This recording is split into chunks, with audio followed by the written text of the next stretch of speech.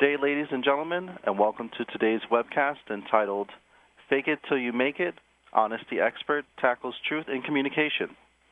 Today's conversation is brought to you by Compro and powered by Onstream Media. Our speaker today is Steven Gaffney, a certified speaking professional and a highly respected member of the $1 Million Speaking Group of the National Speakers Association. He is also a former adjunct faculty member of the Johns Hopkins University, as well as a former board member of the Washington, D.C. chapter of Sales and Marketing Executives International. Thousands of people across the globe credit Steve Gaffney's speaking engagements, seminars, television and radio appearances, books, and multimedia products with making immediate and lasting positive changes in both their organizations as well as their personal lives. To submit a question or comment at any time during the webinar, please click on the Ask a Question button on the bottom of your screen. Simply type your message into the box and click the Submit button. All questions will be answered at the end of today's presentation. And at this time, it is my pleasure to turn the floor over to your host, Paulina Milana, award-winning writer and strategic communications expert. Paulina, the floor is yours. Thank you so much, Daniel, and hello and welcome, everyone. As Daniel said, we are here to hear from a leading expert on honesty and communication, Steven Gaffney, and it's very timely given how much honesty is making headlines right now. I do want to just point out a couple of things. If you stick with us until the end, Steven has been kind enough to offer up a free copy of his Just Be Honest groundbreaking book on honesty and communications.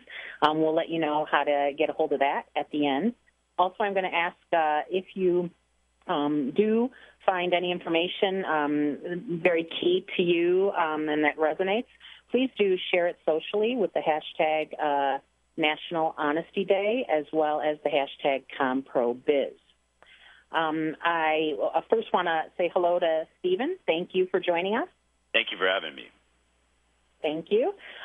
Very excited about this. I also just wanted to touch a little bit. The reason we're doing this today is because National Honesty Day is on the horizon. It's Sunday, April 30th.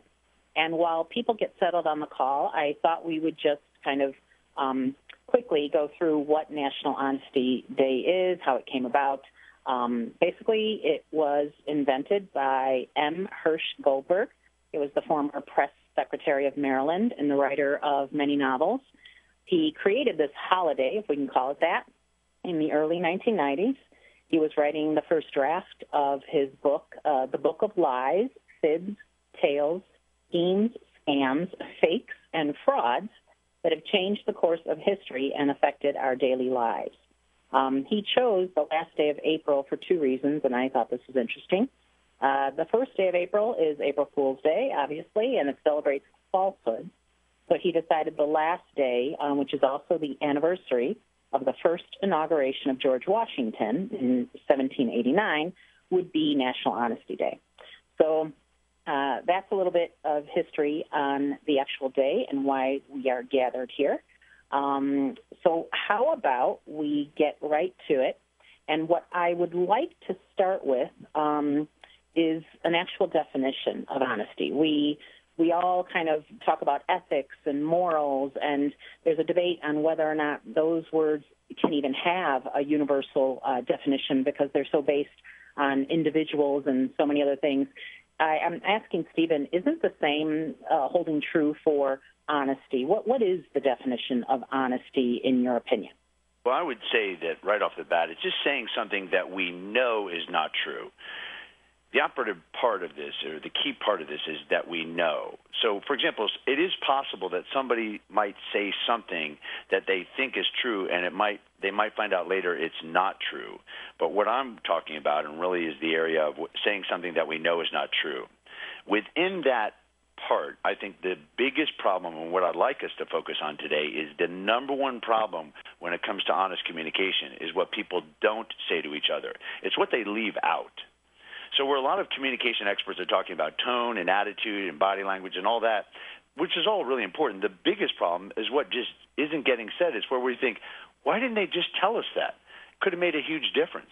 If we're running an organization, we lose a great employee, and we find out the truth of why they left us, wait a minute, we could have done something about it. Or we lose a client, we find out, wait a minute, I could have done something about it. I didn't know that was what was going on. Or we didn't gain a client because we didn't really find out what was really going on with what they really needed from us. The point is, the biggest problem isn't what we say or what people say, it's what is not getting said. So the key is to get that unsaid said.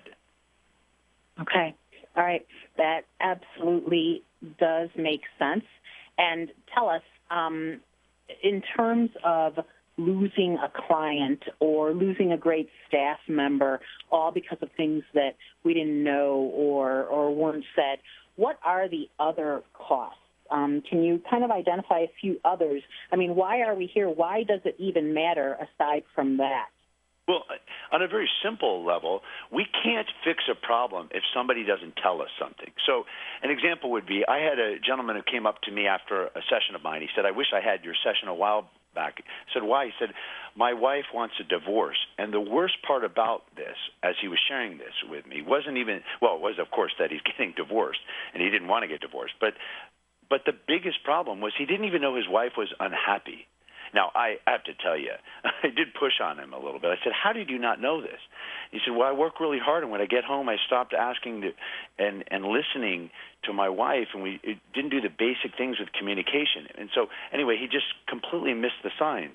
I'm not trying to lay out the fault of, in this scenario, that it was his wife's fault. My point is that he didn't even know his wife was unhappy. So how many of us are sitting on this phone call saying, is our boss happy with our work? Is our employees thinking that we're great leaders or not great leaders?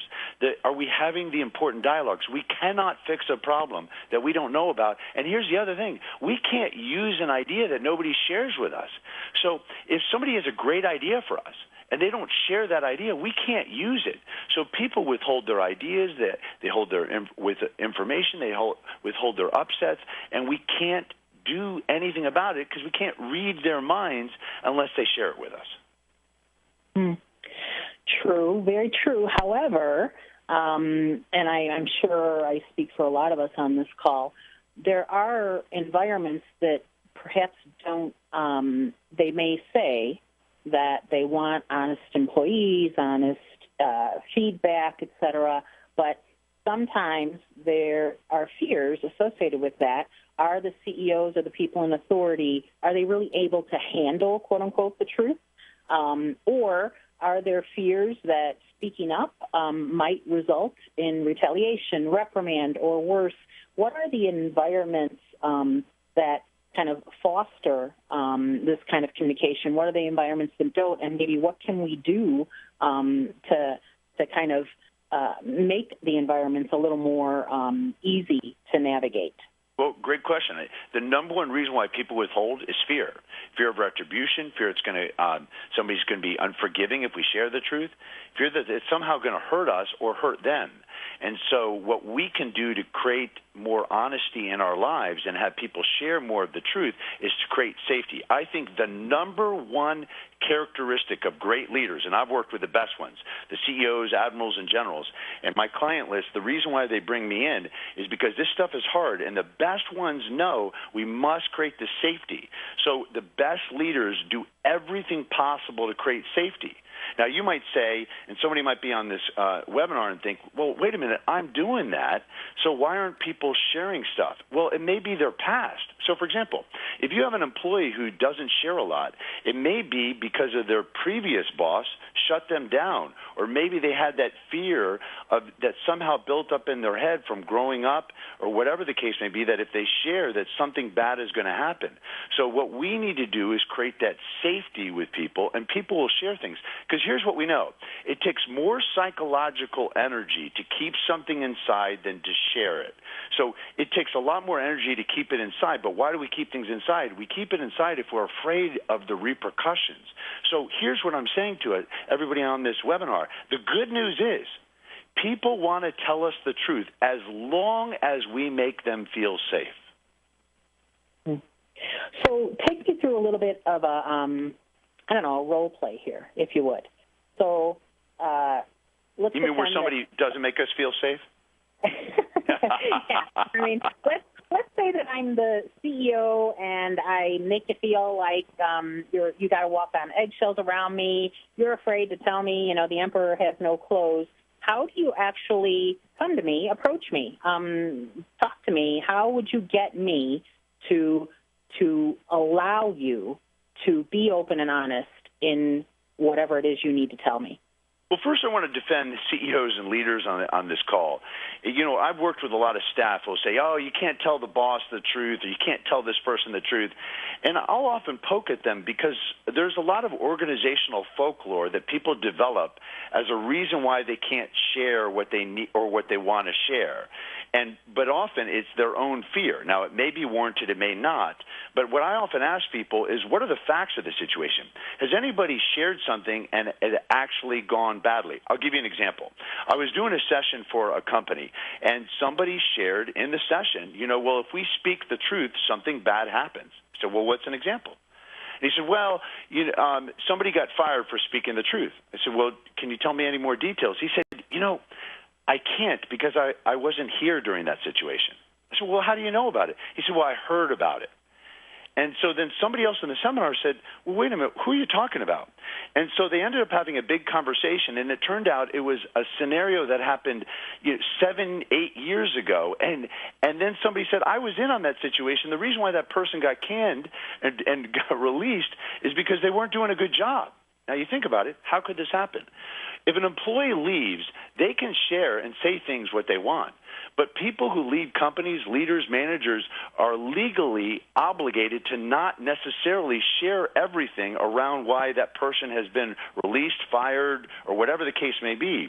So there's a lot of regulations around this.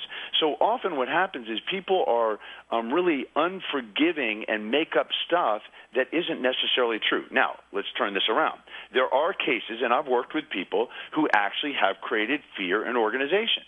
And people create fear every day. For example, have you ever had somebody say to you, listen, you can tell me anything. I want to hear the truth. And you give them some feedback that they don't like, and the person flips out, and then you think to yourself, note to self, I'm not going to share the truth next time. Yeah. In fact, I would tell, we all know this, right? Everybody who's on this webinar has probably had somebody in their life who actually has acted that way, and there are probably people in all of our lives where you think to yourself, they can't necessarily handle the truth because of their way of reacting. So if you're sitting here on the webinar and you're thinking, uh-oh, that's me, I get defensive, at work or at home, well, you got to do something about it. And one of the best things you can do is go apologize to people. Say, listen, I got upset last week. I'm sorry I did that. So it goes both ways, and it's much more complicated when we look at it. But I don't want to oversimplify it and say, people create fear in organizations and you can't speak the truth. Some of it's founded, but a lot of it is not. Okay, that's fair. And so then let's talk about the balance. So you've got folks who might cushion conversations, right? So they're afraid, they want to minimize the negative impact, and in doing so, the message might lack clarity. It might even be a message that's mixed.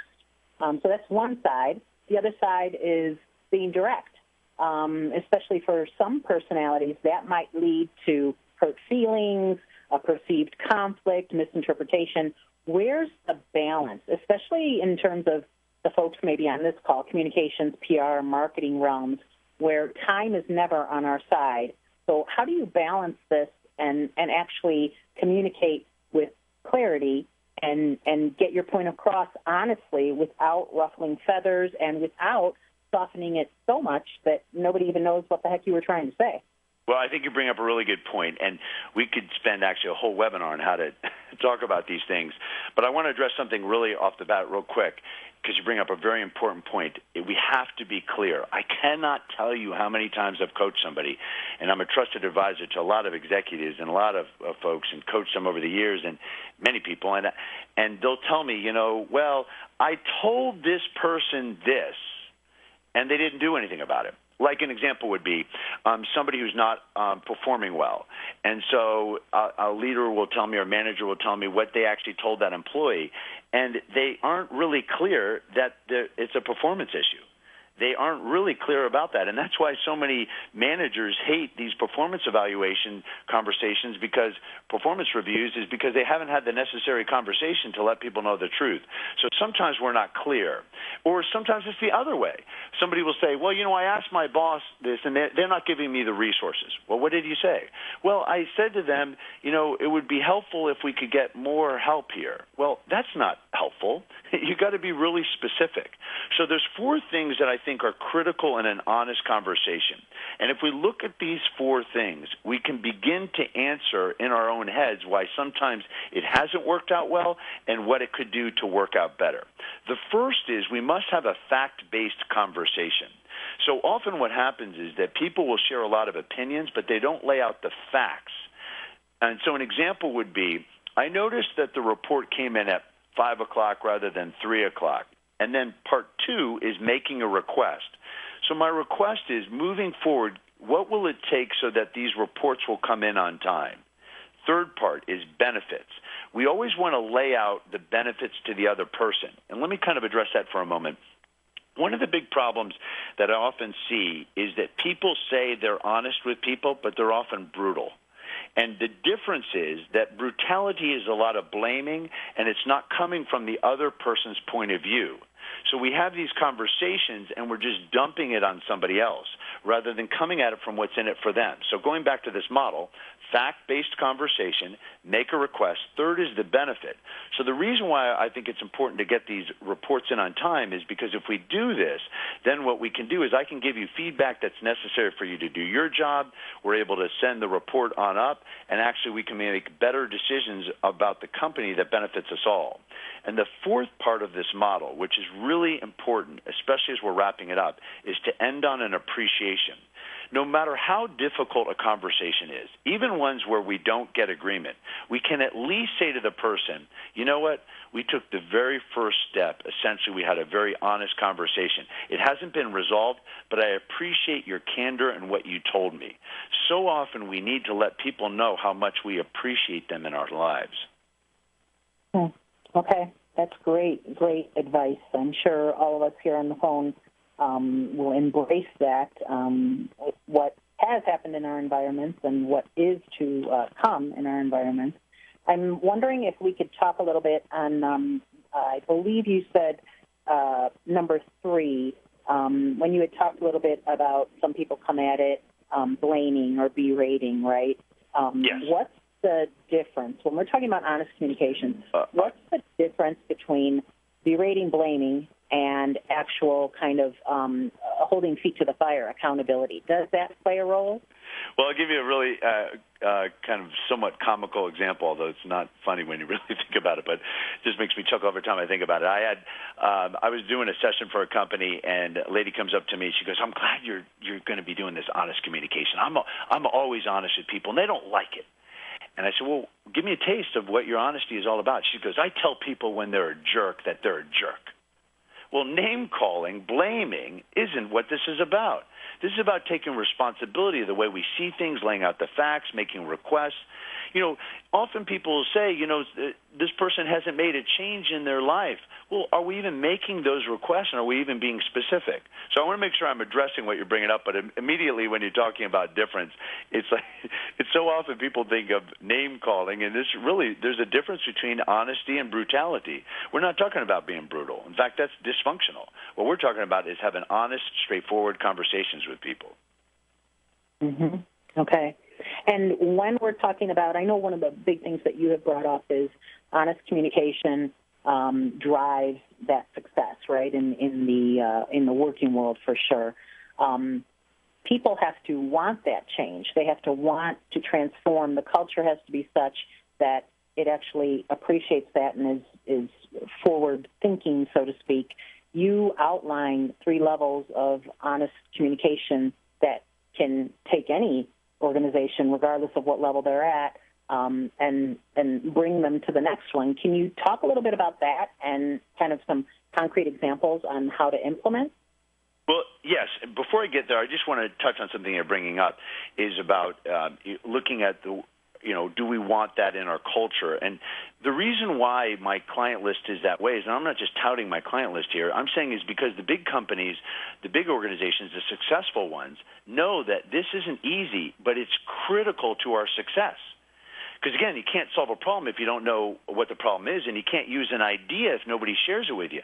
So it impacts innovation. So all of my clients, one of the big reasons why they bring me in, or why this is such an important thing for us to talk about, isn't because it's just a nice thing. It's critical.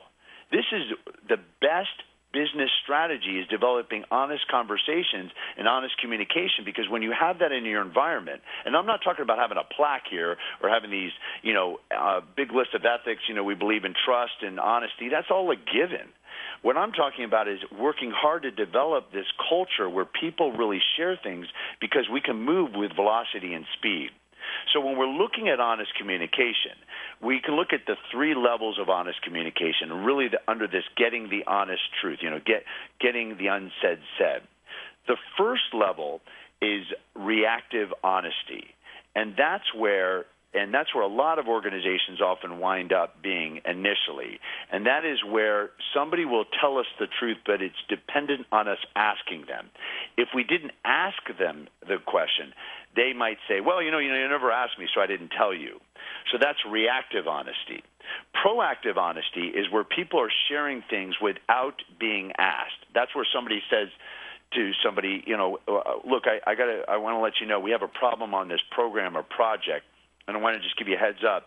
You're not asking me about this, but I want to give you a heads up that this is happening, because I want to talk to you about what we can do to fix this and resolve it. But the gold standard, the third, is the third level, and that's where a lot of my clients want to go, and that's where we all need to go in our lives, and that's foreshadowing honesty. Foreshadowing honesty is where somebody feels so comfortable with us. They not only are, answer our questions, they not only are proactive, but they look down the road and they say, in the path, and they say, wait a minute, there's not a problem right now that I need to be upfront with about, but I can see where we're headed, and we need to look at this and think of a strategy to avoid it. That's where we're bringing up with our customers, our employees, and our people above us, all different levels, and we're sharing with them what we see from our expertise as potential issues down the road, but also great ideas. And so if you look at great companies like Apple, they developed the iPad, iPhone, all this stuff. It wasn't what their customers were asking for. It was, wait a minute, having enough foresight to look down the road and saying, wait a minute, wouldn't it be great if we did this? So the great companies look down the road and are practice foreshadowing honesty, and that's the gold standard. Okay, nice, understand. And I am wondering, too, on what you've said here. You talked a little bit about sharing without being asked, and then the companies who are most comfortable seeing ahead, being able to talk a little more strategically. Can you talk a little bit about the levels of expertise? You brought up expertise. What if what you're communicating is perhaps kind of base knowledge? You think that you don't even need to explain point A, and you've already kind of moved on, where because in your world there's an understanding, when you communicate this to others who perhaps may not have that expertise or understanding, it's not that you are withholding, it's that perhaps the word would be an assumption, right, that the person you're talking to would know this, should know this. How do you come at it so that you're communicating in a way where, how do I say this, you're not speaking so kind of at kindergarten level that you're offending, but you make sure that you're speaking at a level and confirming that they know step one before they go to step two. Am I making sense in what I'm asking? Yeah, this is why honest communication and developing this culture around this is so important, because you're bringing up a really important point. First of all, the definition of clarity, who gets to define it, is the receiver, not the sender. Now, we've all said, it's perfectly clear. I said this many, many times. But it's really the receiver. So somebody on this webinar might think to themselves, well, how do I know, right, what you're bringing up? How do I know that if it's registering? Well, if I have that honest, open, and culture and people feel safe, they'll let me know. So if I'm saying something that's too basic, they would let me know. And if I'm saying something that it's not clear, they'll let me know. So feedback is critical. And so what we need to do is create that environment where people can share with us stuff and what's going on. But if we're delivering some kind of communication and we bite somebody's head off because they ask a question, or we roll our eyes, or we don't give them the time of day in answering these questions, then pretty soon they're not going to ask us, and then we're under the false illusion that we're clear when we're not clear. So feedback is critical, because if you're trying to sit here on this webinar and think, wait a minute, how do I make sure that I'm clear? You're never going to get it right without feedback. That's why, if you think about it, how we've all grown in life, how I've grown in life, how I think we all have, is by people who are willing to really tell us the truth and tell us where we messed up, tell us ideas for us, all kinds of stuff. So we really need that feedback. Mm-hmm. Mm-hmm. Agreed. Is there a certain technique to honest communication and getting this kind of feedback based on what stage a business is in its life cycle? So, for example, if we're literally talking, two friends, a founder, whatever, a startup, versus a multi-tiered million-member giant, are there different ways to come at it based on the life cycle of the business? Well, so here's what happens. The longer a business goes on, right, there's folklore that develops with a company.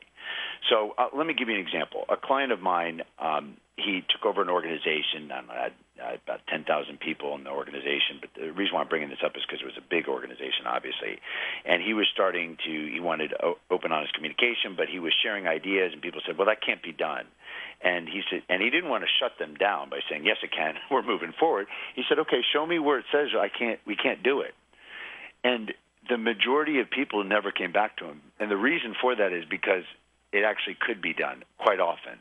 But then there were people that did come back to him and said, look, it says here in the policy we can't do this. And he said, let's look at this policy. And most of the time, the policy didn't say this. I do a lot of work with the federal government.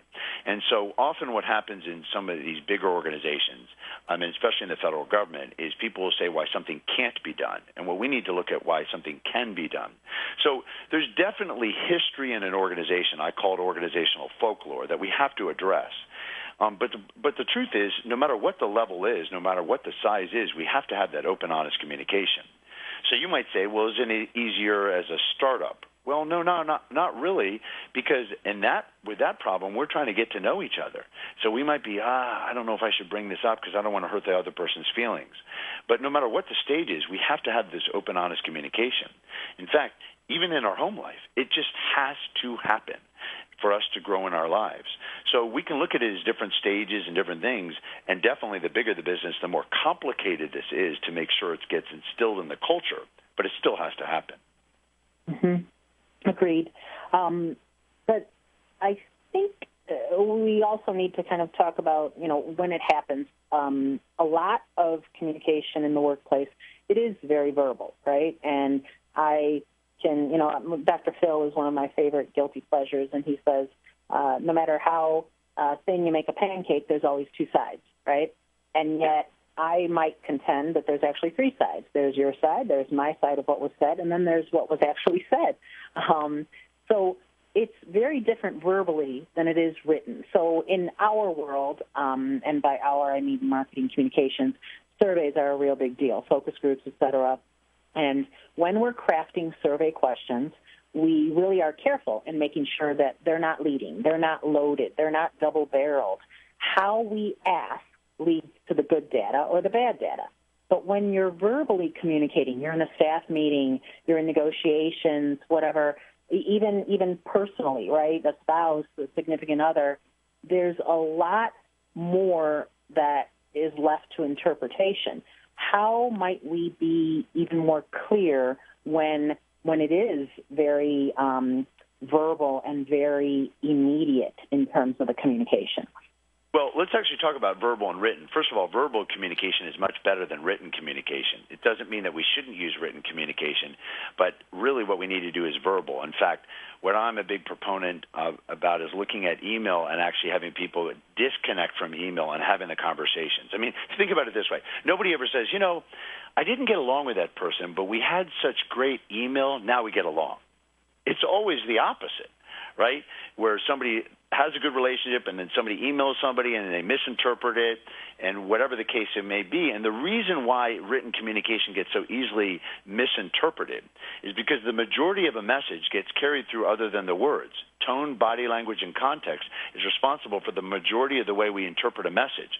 So what it means is no matter how well we ever write something, no matter how much time we spend on that, no matter how many smiley faces we use, right, because it could be misinterpreted as sarcasm, once we hit send, we've lost, 90% control, 80% control. The statistics differ, but what's universally accepted is the majority of how we interpret messages has to do with things other than the words. So I'm a big proponent in doing a lot of things verbally because you can much easier. It's easier to connect and deal with people. Let's look at tweeting, for example. The president tweets something. The Democrats look at it one way, the Republicans look at it another way. They just all add in their point of view. And so I say this not to bring up politics up, for no particular reason. I bring it up because if we only rely on written communication, it's going to be really tough. So what I'm a big proponent on is doing at least over the phone. We have a lot of technology. We can do video conferencing or whatever the case may be, but as much face-to-face and verbal, the better. And I'm not saying, I want to make sure I'm clear with everybody, I'm not saying that we don't have any written communication, but it's verbal. And I can give you a really good example of this if you want. Mm-hmm. Please. So I was coaching a client of mine, and he had to do a major reorganization, and he sent me an email. And he said, let me know what you think of this email before I send it out to the workforce. And it was all about the reorg. So I called him, and I said I wouldn't send the email. And he said, okay, well, tell me what you didn't like about it. I said, I didn't read it. He said, well, how do you know? He said, how do you know that it's a bad one? I said, because once you hit send, you've lost 90, 80% control of that message, and you'll never catch up to the way people will misinterpret it. And he said to me, what do you think I should do? I said, here's what I would recommend. Hold a town hall meeting, do have people listening over the phone, whatever case may be, but do something verbally, preferably so they can see your face in some way. Do that. Then send the email with the written details as further details around the announcement, and then do another town hall. So sandwich the town halls or the verbal communication with the written communication. So he did that. He called me afterwards. He said, this reorg has gone the best ever. And the reason is because he spent time talking to people. They saw his face. They could see. And this guy is a very caring person. And he delivers it in a very effective – he delivered in a very, very effective way. My point is it's much better to do it verbally, and he avoided a major problem. And I've helped many clients and people who are listening on this call, in this webinar that can think to themselves, I've got something really important to say. Probably what I should do is tell people verbally first so they can see my tone, my body language, my facial expressions if possible, and then deliver the written communication. That's great advice. And I'm just going to take a second here.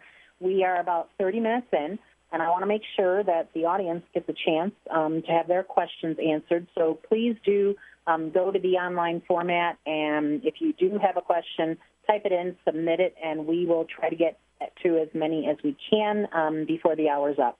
With that said, I have a follow-up to the verbal versus written. So here we are in marketing and advertising, and, town halls, verbal communication, that may be great, but it's less of a reality in our world because we're trying to communicate with the masses. So everything from social means to messaging, copywriting, email, it's all kind of written. And I guess my question is regarding truth in advertising. So given the marketing and PR environments, positioning is very, very important. Where is that line of truth versus positioning? So I'll give you a little example.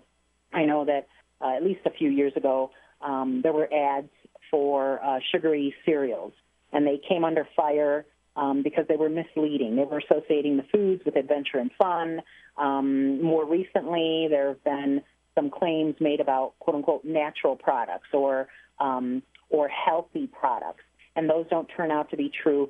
But in our world, where is that line between actual honesty and positioning to get someone in the door without all the disclaimers? Can you speak a bit to that? Yeah, let me just say, I think people have developed all kinds of excuses and says, well, we won't get people in the door. Here's the thing. What history tends to show is in the end people find out the truth, and we find out the truth faster than ever because bringing up what you brought up earlier, social media and things of that sort, you can obviously do more. It's easier to fact check. It's easier to look at different sources, and the key is we'll find out the truth faster than ever. So often when somebody will ask me, I know this is kind of a side point, but somebody will ask me, do you think people are more unethical today than they were 10, 20, 30 years ago? I'll say no. Our systems are much better at catching people and finding out problems with resumes, all kinds of stuff. So when companies will say, well, I don't know if we should say this, here's the thing. You have to act like people will find out the truth because they will. And when somebody catches us in a lie, what they're thinking is from that point forward, no matter how truthful we are, they're thinking, what else aren't you telling me? So the best companies realize that we have to do everything possible to tell our clients the truth. Let's look at the United and American airline example, which just happened recently. Okay. And United had the problem, dragged the guy off the plane. The CEO took, I think, 3 times for him to eventually apologize. American had a problem. It was different, but it was a problem. And immediately the the CEO of American Airlines apologized. So here's the thing. You get ahead of it. You don't try to spin it, because people will find out the truth. So the best companies, the best executives I've worked for do everything possible to tell the truth and as quickly as possible. And here's the thing. Am I saying this is easy? No, it's not easy. Sometimes it's really tough. And sometimes, we can get in legal situations where lawyers might say one thing or whatever, and I'm not a lawyer, so I can't comment on that. But what I can say is people are incredibly forgiving when we apologize, and we're doing everything we can to be upfront, and they're incredibly unforgiving when we don't apologize and we don't take responsibility. So we have to do everything we can to tell the truth. Mm-hmm, mm-hmm. And so in terms of telling the truth, you brought up resumes. Are there times when you should, lie, or you do? So, for example, in an interview, right, you're often asked things like, what's your greatest weakness? Or if you could do anything, what would your ideal job be? Well, the answers to that may not necessarily land you that job. So are there times when lying is justified? Yeah, it's a really good question, right? What lies are justified? I think I've been actually working on my next book, and one of the chapters is going to be when to lie and why. So, and the answer is very rarely is the right thing. But let me kind of cover the 3 things, then we can get back to the resume. The first reason why you may want to lie is to protect somebody, right? The example of, you're in during World War II and the Nazis are coming and you've got Jewish people around, that type of thing, and that's always cited. But also there's other things, like everyday example, right? We have a child and our child flubs up in a play or, is playing baseball or soccer and they didn't do a really great job. We're not going to go, hey, you really messed up on that. We might say, look, everybody has tough times, but it was really good about your effort. I mean, we got to be sensitive here. I mean, so there are times to protect others. But I will say this, that even in those times, we have to be careful because sometimes people get a feeling that we're not telling the truth, and that can come back to hurt us. But definitely there are times to protect us. Second is respecting confidentiality. Somebody says to me, don't tell anyone. I think I'm going to honor that confidentiality. Now, you might say, well, what do I do in that situation if somebody asks me? Well, what I've coached a lot of executives to do is to use 3 buckets of communication. You say, here's what I know, here's what I don't know, and I want to be upfront with you. There's some things I can't share with you. A lot of my clients are going through some massive changes, either buying companies, letting go of companies, doing reorgs, and some things are just things that they can't say with the team. So what I coached one executive to say is, who was having problems with her organization, I said, just use these 3 buckets. And when it comes to that 3rd bucket, just say with people, listen, there's certain things legally I cannot say. And so, but I'm going to do everything I can to share with you everything I do know. I'll be upfront with what I don't know, and as soon as I can say something, I will. But I want to just acknowledge those 3 areas. So I think the first area is to protect others. Second is confidentiality, and then there is that 3rd area about the white lies that aren't, that really are not harmful. But we have to even be careful of that. That might be something where somebody says, how do I look? And you're thinking, well, they don't really look that good. All right, so. Okay, I mean, we're not about brutality. But I will tell you, even in that example, where people often say, well, it's a white lie, I didn't want to say anything, I didn't want to hurt their feelings, a lot of it is an excuse. I'll give you a really kind of comical example. I do a lot of radio interviews, and often, when people hear my subject matter, DJs in the morning, they were trying to have fun with the subject. They'll say, if I told my wife how she really looked in that dress, she would never talk to me. And then they start laughing. And I say, can I ask one question? And they'll say, yeah, sure. I say, well, how often do you tell your wife how beautiful she is, how amazing she is, and how much you love her? And I did this a while back, and the line went dead. I thought the guy hung up on me. And I said, John, are you there? Are you there? He said, I am. I'm thinking. So a lot of people can even hear the truth if we say some nice things. Some people are they never say anything nice, and that's also a lie. Lies of appreciation where they just don't share the good things. So I think those are the categories that we can look at, but even those come with risks, and we have to be careful. And going back to your interview, that's why I often coach executives and leaders and managers. You got to ask better questions. If you ask a person that kind of question, what's your ideal job, are you setting up a scenario where that other person feels like they got to lie to you? So what we got to ask is better questions, situational questions. What's the hardest thing you ever had to tell your bosses in the past situation? Who was your best boss? Who was your worst boss? Asking people these questions instead of asking, what's your biggest weakness? What I prefer to ask people is, tell me what you like to do and what you don't like to do. And you have a conversation with somebody.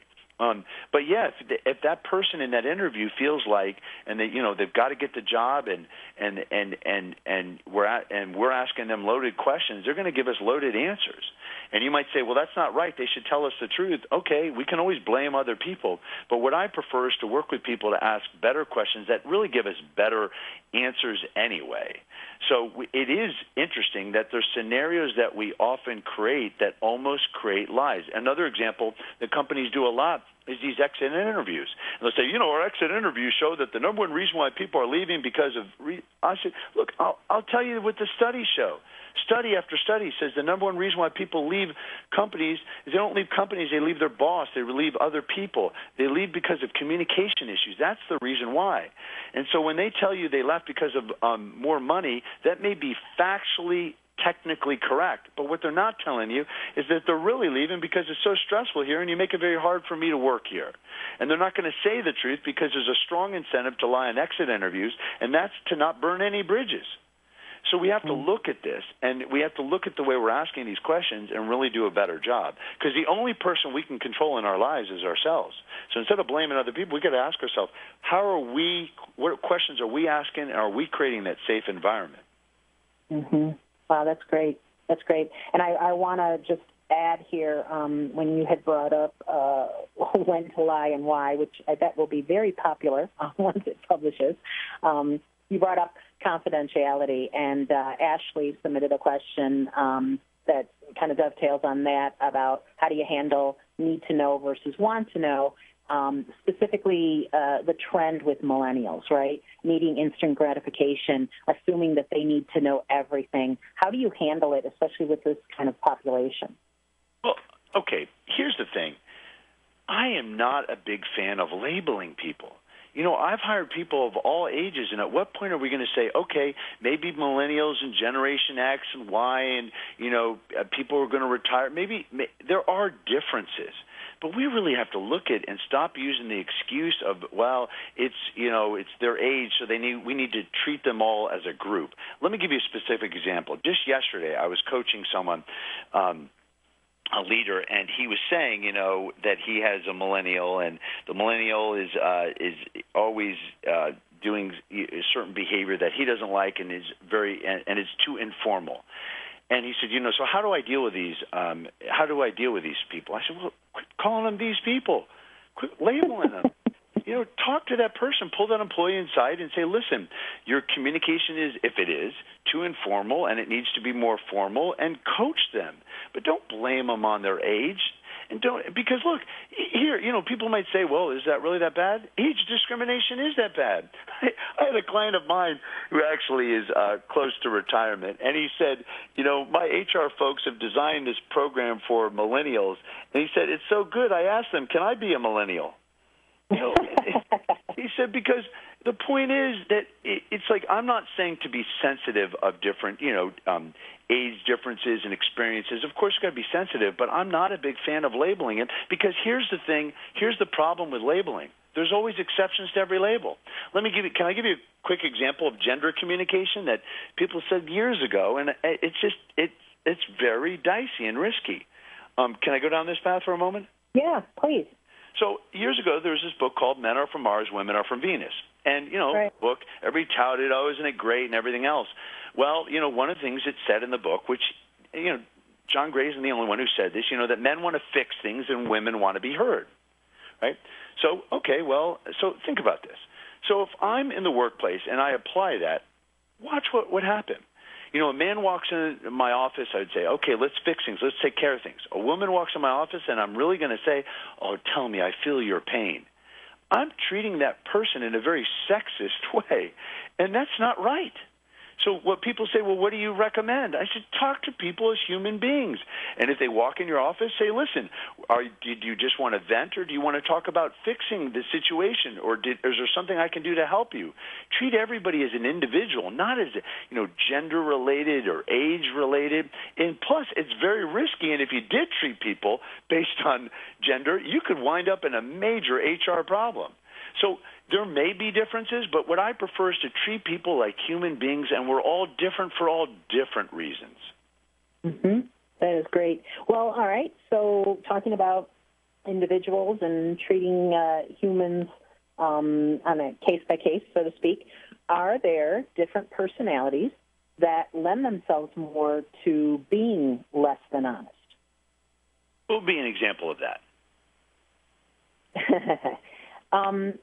Some have pointed to our political scene, especially of late, as certain personalities, narcissism, et cetera, and that folks can't help themselves. They don't even recognize the truth. Are there personalities that it doesn't matter? They will always be less than truthful? And if so, and those are some that we may be encountering in the workplace, how do you navigate that?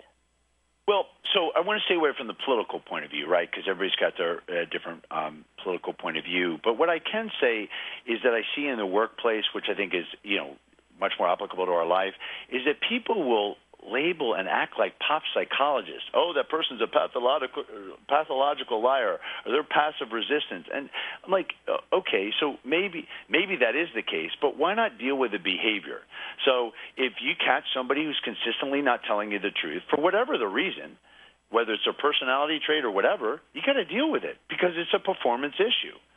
One thing I'm often working with leaders on is you can't coach thoughts, but you can coach behavior. So, for example, the reason why somebody might do something, maybe it is their personality, maybe it's whatever the case may be, getting them to think differently, it can be done, but what's much better is to coach somebody, and what is actually it's a safer ground is to coach behavior. So, for example, you might say, I noticed you said to me that you didn't have any feedback, and then I heard through the grapevine that 3 people have told me that you were upset with me. What's going on? Well, I don't know what you're talking about. Okay, I'm not saying you did say that. I'm just saying that's what I had heard, and I just want to create an environment where if you are upset with me, that you can tell me. something. Or, I noticed you didn't say anything to me in the last staff meeting, and I'm wondering, is everything okay? Is there anything else is there something you want to share with me? So my point in bringing this up is to stay away from being a pop psychologist and name-calling or saying, this person is this way because they're narcissist or whatever, and deal with the behavior and then work with the person to correct that behavior, or at least have that honest conversation using that model that I talked about earlier. Okay, fair enough. However, in theory, honesty in communications, I think we all agree with it in best practice, and I wholeheartedly agree with coaching behavior, right, and not necessarily labeling. However, does it not seem like in today's environment, fake news, alternative facts, distorting the truth, everything that seems to be escalating right now, we're not coaching that behavior for better. It seems as if we're expecting it, we're accepting it. Sometimes we're even rewarding it. Obviously, there are people who put up fake news, and they're profiting from it. Can you speak a little bit about that in today's environment? Well, here's what I would say about this.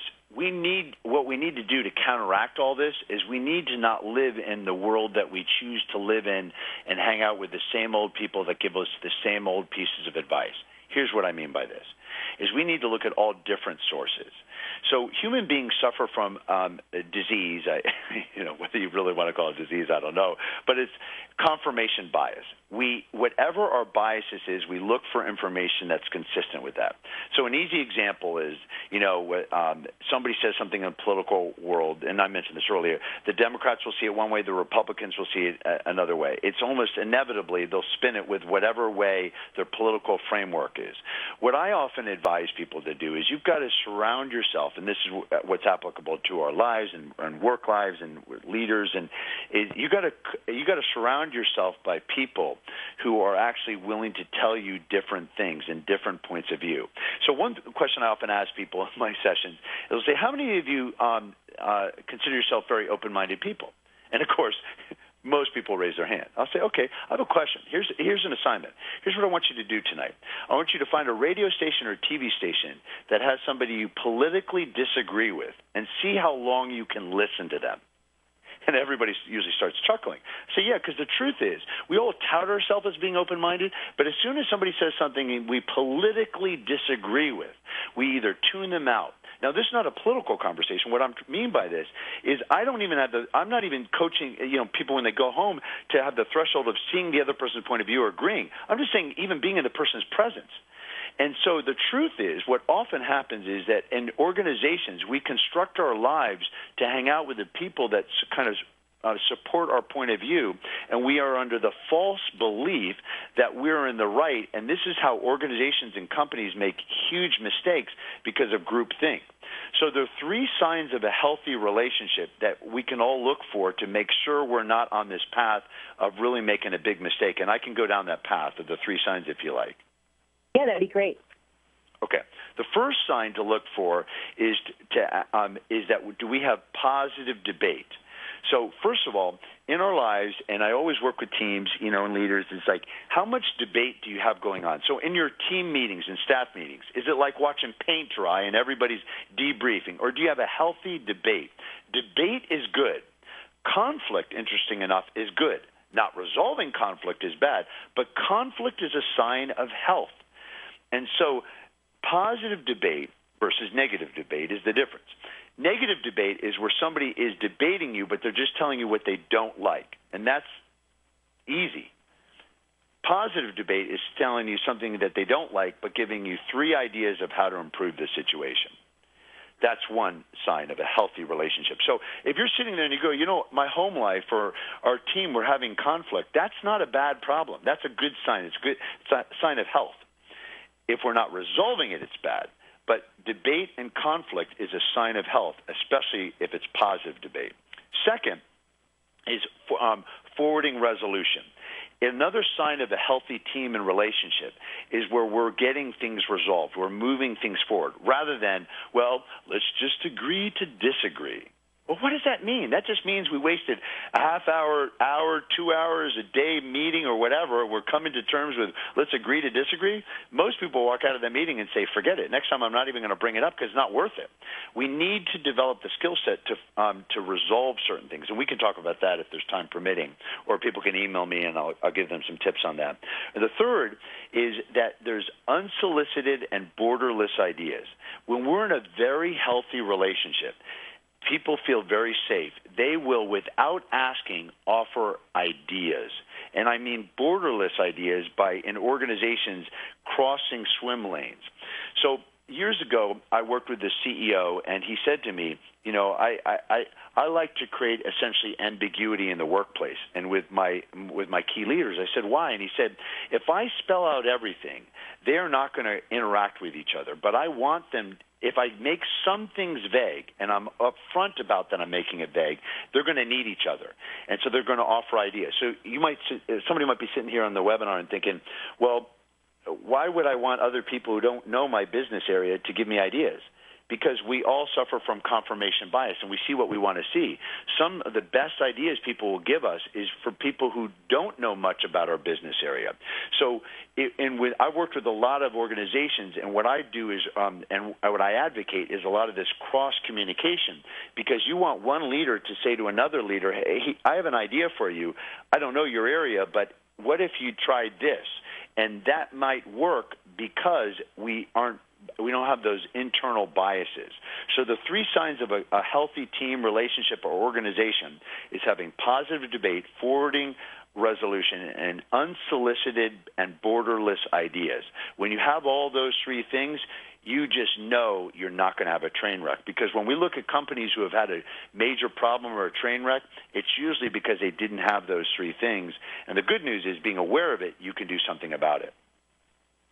I love that, and perhaps that's a topic for a next webinar. I know that a lot of people are hiring to culture, and I know that sometimes that kind of stagnates growth because it does lead to exactly what you're saying, kind of like the groupthink. But I do think we ought to discuss that. Unfortunately, we are out of time, and I want to make sure that people know how to email you, especially for the just be honest opportunity. Do you want to tell them how they can do that? Absolutely. So first of all, let me tell them how they can get this book. So the electronic version of Just Be Honest, which is all these strategies, a lot of strategies around having people be more upfront and delivering this. But they do need to do something when they email me. So first of all, my email is Steven@StevenGaffney.com. So STEVEN @Steven Gaffney, STEVEN, G as in George, A, double F as in Frank, NEY. I think it's also on this webinar. So Steven@StevenGaffney.com. But in order for them to get this, they have to tell me that they did something out of what we talked about that improved their life. They don't have to tell me what they did. I'm on the honor system. I'm just about paying things forward, and I just want to make sure people take this. And all I'm asking them to do is do something that improves their lives. And if they send me an email, and all they have to do is say, improve my life, I did something with it, they don't even have to tell me what happened. We'll send them that electronic version of that copy, the Just Be Honest book. Something else, too, I want to offer people, that if they email me, we can send them the 11 biggest problems in the workplace and how to fix that. And the other thing I want to offer them, if they want it, is how do you get this unsaid said that we've been talking about with anyone. So it kind of takes some of the strategies we talked about, some that we haven't. If they want any of that stuff, all they have to do is email me. And if they want the book, all they have to do is say they did something with what they learned today, because I'm all about improving people's lives. And it just makes the world a much better place. Well, Steven, I, for one, will be emailing you. I'm sure I'm not going to be alone. And this has been awesome. Thank you very much. And until next time, we say goodbye to everyone on the line. Thank you, and thank you for having me. Thank you. Have a good day.